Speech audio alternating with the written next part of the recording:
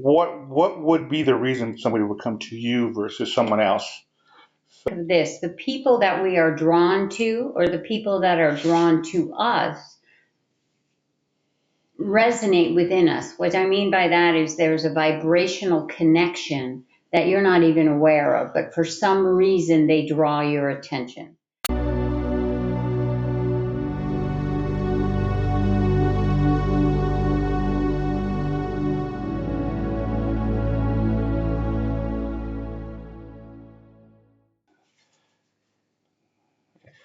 Welcome everybody. We're here today in Phoenix, Arizona, today with these fabulous and amazing women to have a conversation between friends.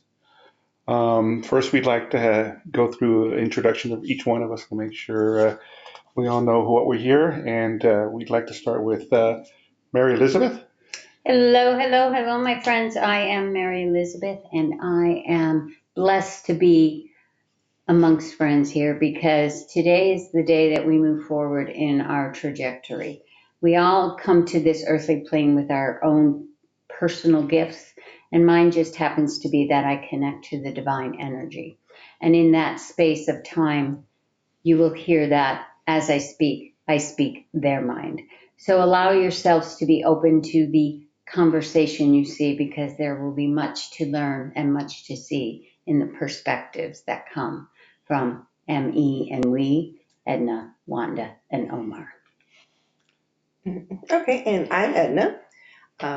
I discovered a couple of years ago that I work with angels, and that I channel their energy to help people heal and transform their DNA levels so they can shine their light brightly.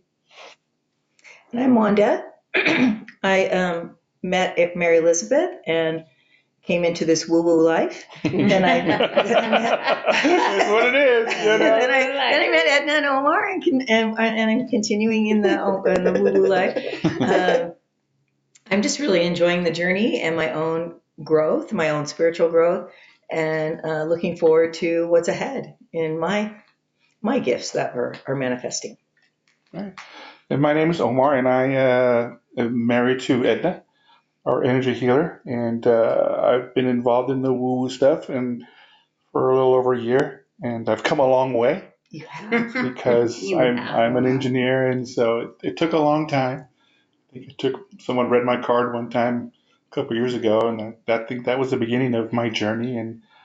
And as I support Edna in her endeavors and start to realize that I may have some skills that I'm starting to develop, and we'll see where those go. MaryElizabeth, what do you think is the main reason? What attracts people, not just to you? Because you could be next to another person and they go to the person next to you. What is it that you think causes a person to come to you? Just as in all areas of our lives, if we think of this, the people that we are drawn to, or the people that are drawn to us, resonate within us. What I mean by that is there's a vibrational connection that you're not even aware of, but for some reason they draw your attention. They draw your energy, and you become curious to see what that person brings.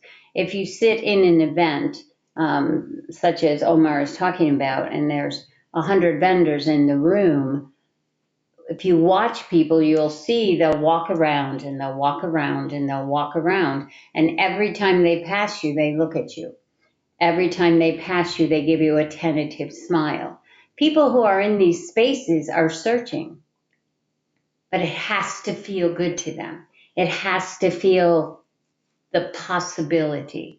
And that all comes from energy. It's just simply a resonance. Okay. The person in your work that you like to sit next to, it's because their energy resonates with you. That's a good example of something like that. People who sit next to you. Yeah. Because we were at a show recently with Edna here at Energy, Edna Energetics, and we came across a gentleman who was looking and looking and looking, and he would look and he would go by and look and go, and I'm watching him, and then eventually he came by and told Edna a great story and asked for a session, and so I asked Edna, what do you think? what brings this guy to you? So, Edna, what do you think? We know, I mean, everybody has a different feeling of how people come to you. What is your feeling of why people would come? Well, what I've been told is that when people come and find me, because there are a lot of people that come through these events, and many of them just pass on by. But the ones that actually stop in front of me, they're like, there was something about your booth or your energy that was calling to me. So, like Mary Elizabeth says, I think it's that frequency, that vibration that attracts them and makes them want to stop and talk.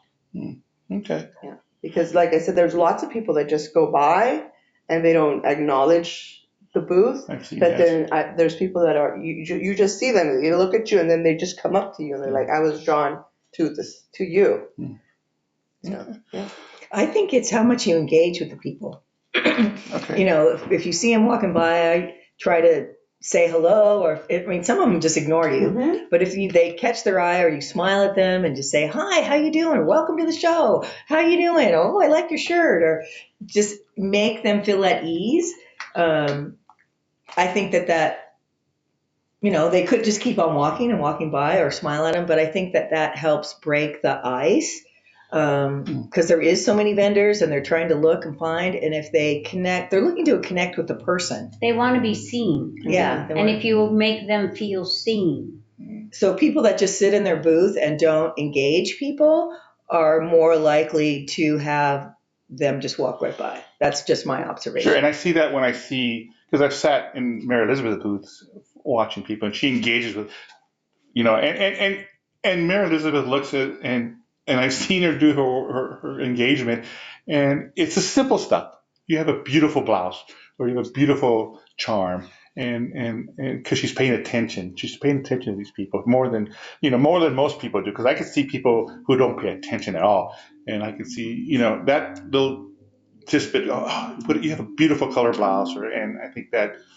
Or smile. Yeah, or smile. Or I love your hair. Yeah, or, oh, that's a cool scarf. And then they may just walk by, but they'll come back, and I was curious about it. Because I watch people, and I watch how they approach Edna here, and I'm looking, and it's got to be something to do, not only with how you break the ice with them, but how they're attracted to you, with the energy, with the frequency. So it's interesting because I could see it. I mean, we sit in these booths and for 8 hours a day, twice a week, and we see, and I'm always watching, and I'm going, okay, and I'm trying.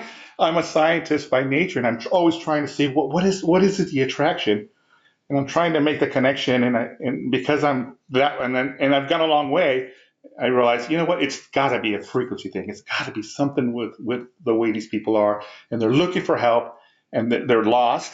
A lot of them are lost, and they're just trying to find someone that they're I guess, in their eyes, isn't going to, I don't know, rip them off on some level. They're trying to see if they can see that connection in the eyes. Can we bring in a different perspective here? Sure. From the space of one who reads or one who heals, there is a knowing within themselves of who they can help. There are some people that walk by that we do not even allow ME to connect with. Because there is a level they cannot receive what she has to bring.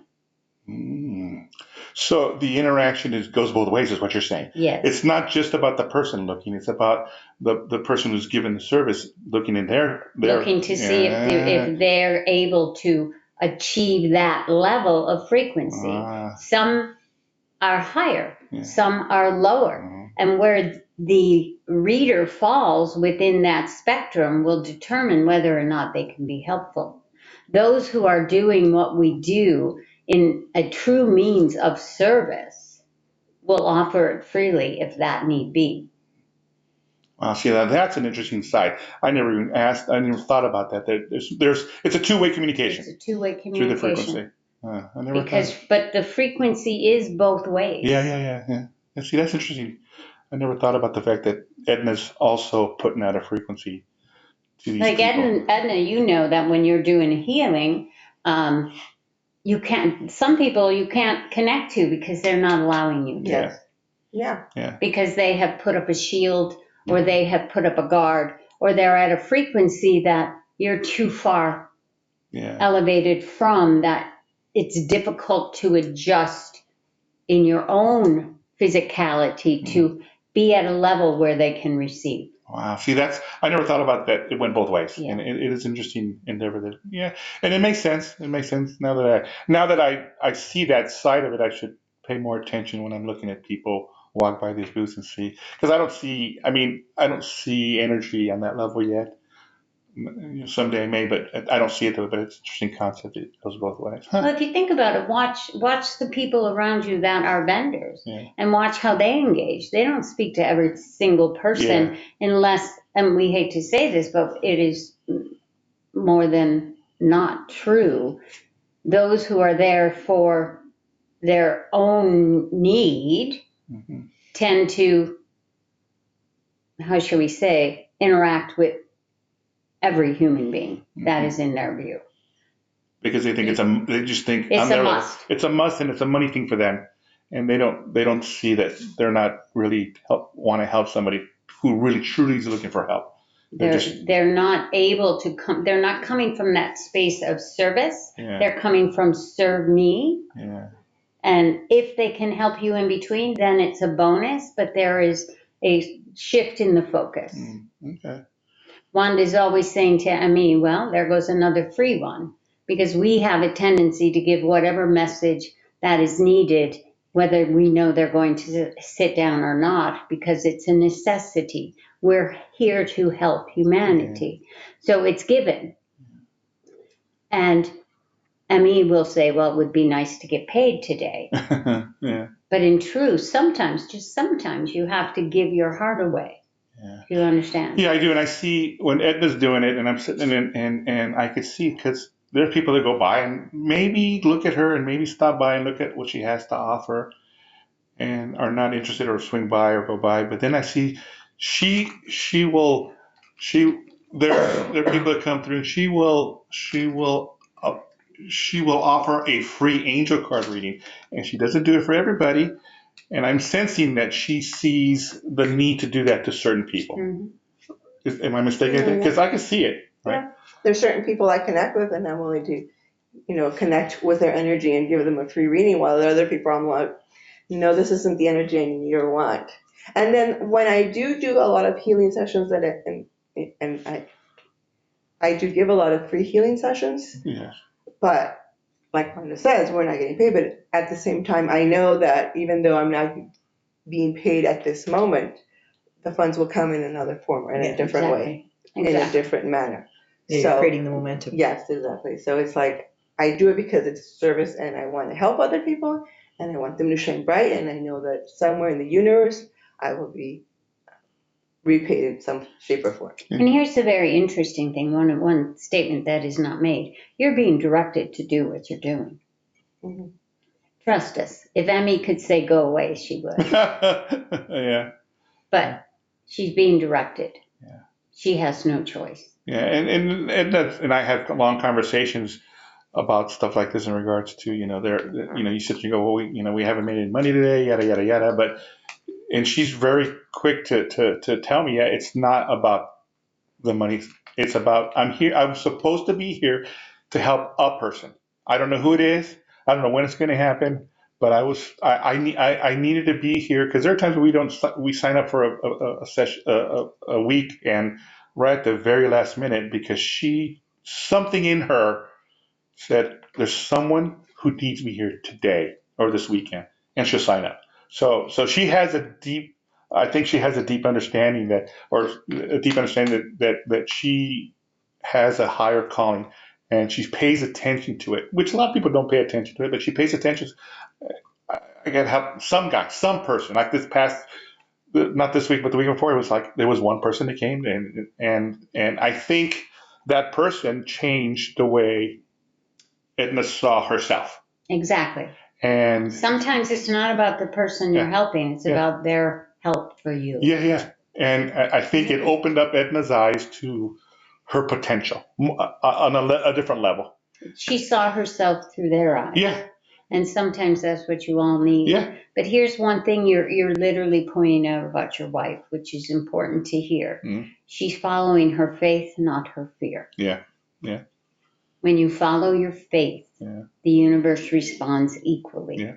And what we mean by faith, we don't mean faith in your religion. We don't mean faith in your financial guru. What we mean is faith in you. Mm-hmm. Yeah. Because you are your own divine. Yeah. Yeah. And when you can trust your own knowing, you have faith in God. You have faith in the universe. You have faith in Source.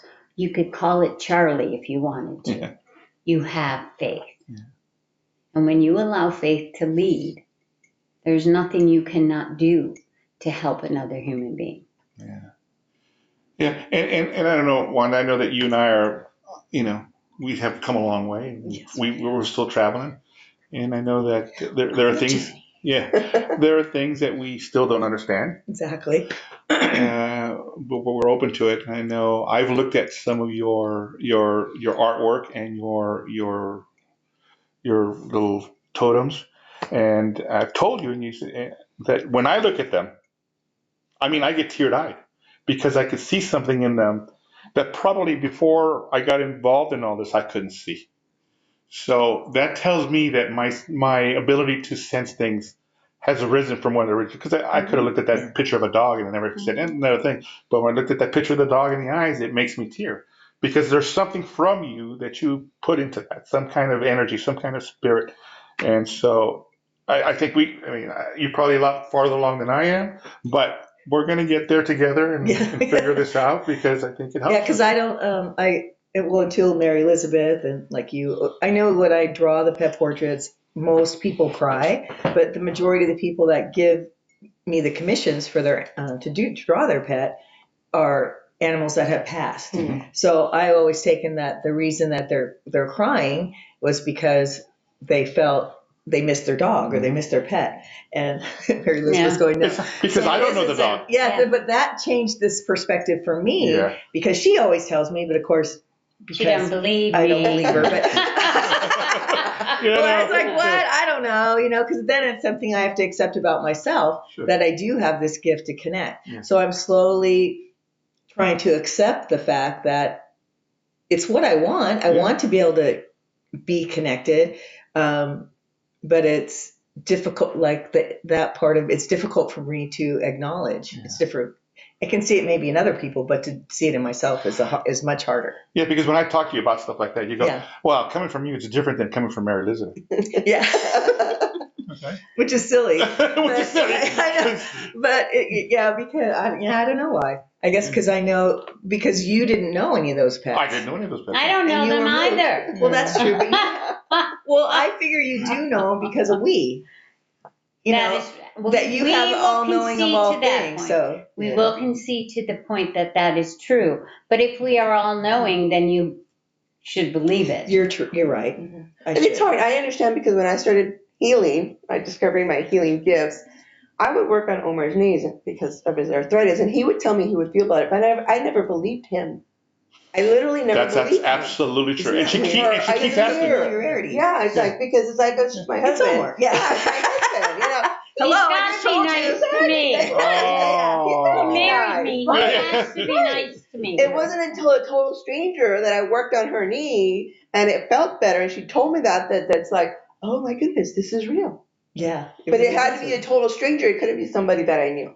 Right, because it's the same way. It's like, well, he's your husband. He loves you. So he's just saying that to make you feel better. Exactly. To make you, it works. Exactly, yeah. So here's where my head just went with that comment. So you're basically saying, whether it's true or not, you're just going to say what you need to say to placate your spouse? Yeah, absolutely. Someone says that, well, I've been was married for 40 years. So, you know a person after that long, and you definitely don't want to hurt their feelings. Or, if you just say, yeah, that was great. Like Alan used to tell me, that he loved me all the time, or that I looked okay and I'm like, you're just saying that because you love me. Because you can't see you can't see the real thing. Because you just are blinded by the love for me. Okay. Yeah, but he was coming from a point of integrity, is where Ami's going, because you wouldn't tell Omar something because you are about truth. Yeah, no, I can't So lie. you wouldn't just But say. you thought it was okay for him to, yeah, it's weird But how. see, that's the thought process. Yeah. That's the thought process. Well, you don't want to hurt their feelings. Mhm. But here's what we will say. No matter where you are, who you're interacting with, integrity is key Yes. to standing in the truth of who you were created to be. That's correct. So when you are in your integrity, you can find a way to say, Absolutely. I love the energy you gave me. I felt your love, but honestly, it's not better. Yeah. That's a true statement. That's a true Absolutely. statement, right? And that's a kind way to put that, Yeah. right? Yeah. I appreciate your effort, but I didn't feel it. Because sometimes people don't feel Yeah. the healing. Mhm. And then a week later, they're like, oh, remember that weird lady who was doing this thing with the energy? It worked. Yeah. Today I feel better. But in part, in healing, it's about where you are in your level of resistance. Yeah. It's the same thing in messages given. It's about where you are in your level of resistance to receiving. Yeah. We have for years, because Mary Elizabeth and Wanda have been friends for years, but we have given messages through to both of them that they are resistant to. Yeah. ME's been in this process for over 12 years. You want stubborn. Yeah. Yeah. We got one. But when you are ready to receive, it all comes from where you believe within yourself. Yeah. Because it's all really coming from yourself. Yeah. Exactly. Yeah. Because it's not like someone just does it to you. You do it to yourself. Exactly. Yeah. Exactly. That's the hard part. Yes. Because it's like, oh, like when you accept a healing, Right. you have to accept the healing. If you say, well, that's not healed, then you won't be healed. Exactly. So you have to believe it and know it and feel it. Yeah. And it'll be like, oh, okay. Because we're the one who's in control. Yes. Besides, You're the creator. We're the You creator of are our own- co-creating with that divine source energy that is you. We always Co-creating, say yeah. to each and every one of you, you are God experience a life specifically as you.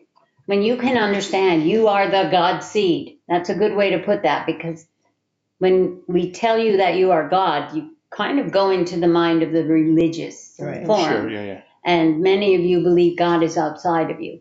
God is you. Yeah. God is your essence. God is your truth. When you can stand in that truth, you can understand that you are in control. So many of you want to control, but when you don't accept that you are in control in creating your life, Yeah. see, that's almost an oxymoron. it's a false. Yeah. It's a false belief. It's a false belief. Think of one, and RME is a control freak. So think of that, but she yet believed that this can't be real. When you're a control freak, it's because you feel out of control. That's true. That's a very true statement. A very true statement. So when you look at yourself and say, well, I need to be controlled, because you feel unseen, you feel unheard, you feel underappreciated. So you have to control the narrative. Yeah. You have to control the look. You have to. Yeah. Because you don't, in all honesty, love yourself. And that's a big step because, and like you just mentioned about, the religion part of it, because even in the religion, at least in the Catholic religion, the saying is, you are the church, right? You don't have to go to a brick and mortar church. You are the person is the church. You don't have to go to a brick and mortar. You're the temple. You're the temple. Yeah. You are the temple. You are, right? You are and the you temple. don't need to go to a physical church to do that because God says that you are the church. He lives within you. He lives within you. Mhm. So, and religion plays an important part in everything because we're always in conflict, probably because of what differences that we are. And I always say, well, you know what? If God is who He is and the all power is who He is, then and He made you and you are living your truth and you're developing these skills, He knows what you're doing. He knows your skills. He knows that you have it in you. So there's something. I literally heard, He knows when you are sleeping. Yeah. He knows when you've been bad or good. Santa Claus is gone. Yeah, I don't think I thought. that just sparked pure joy. I'm like, Santa is God. There you go. But in truth, yes. Yeah. Because what is in all aspects, if you think about that, what is Santa Claus is a mythical representation of love. Yeah. To many, God is a mythical representation of love. Yeah. Or a fear, Exactly. depending on your perspective. Your disbelief is a mythical representation of love. Yeah. It's a level of love. Even hate is a level of love. Yeah. Yeah, it is. It is. Oh, no, I'm very happy. I'm just in. It's Christmas! Yay! Oh, that's funny. I was We'll change the name of our banner from me to Santa. That'll work we connect too. with Santa. We'll strike joy. That's what we're here to do. So I like the reindeer part. So I know, we start off with a question, and I love the way the question gets going, and then how things move, and so I think that's really what I'm interested, or we are all interested in having this conversation between friends, developing the question, and all of a sudden it turns left or it turns right, and I think having this relationship, which I think is a very strong relationship with all of us. I'm the only guy in the middle of these three amazing women, and I've learned a lot about me because of that. And it's not been easy. Please feel bad for him. It's not been easy. He's surrounded. They are difficult.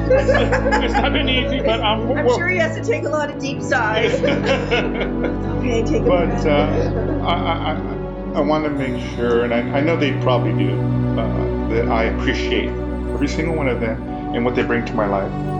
And so I want to thank all of you, and I want to thank all of you out there and for listening in.